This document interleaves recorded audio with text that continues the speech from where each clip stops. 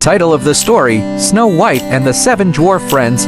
Once upon a time, in a kingdom far, far away, there lived a beautiful princess named Snow White. She had skin as white as snow, lips as red as apples, and hair as black as coal. But Snow White's stepmother, the queen, was not happy about Snow White's beauty. She wanted to be the most beautiful queen in all the land. One day, the queen asked her magic mirror, "Who is the most beautiful queen in all the land?" The mirror replied, "Snow White is the most beautiful queen in all the land." The queen was so angry that she stamped her foot and screamed, "I can't believe it! I'm the queen, and I should be the most beautiful one." The queen ordered a huntsman to take Snow White into the forest and kill her. But the huntsman was kind and couldn't bear to kill Snow White. He told her to run away and never come back. Snow White ran deep into the forest, where she stumbled upon a small cottage. She knocked on the door, and 7 dwarfs answered. The dwarfs welcomed Snow White into their home and introduced themselves one by one. Doc,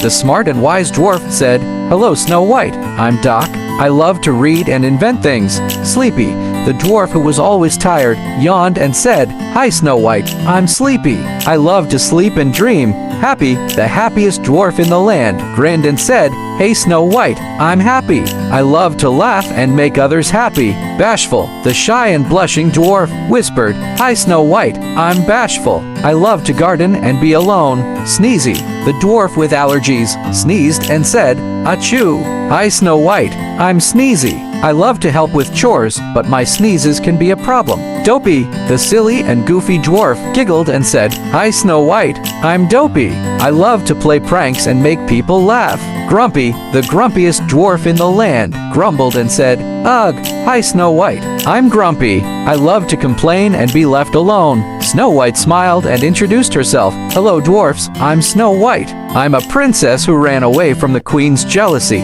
The dwarfs were delighted to meet Snow White and welcomed her into their home with open arms. Snow White helped with the household chores and kept the cottage clean. Dopey made everyone laugh with his silly antics, like putting a bucket on his head and thinking it was a hat. Sleepy was always sleepy, and the dwarfs would tease him, saying, "Sleepy, wake up.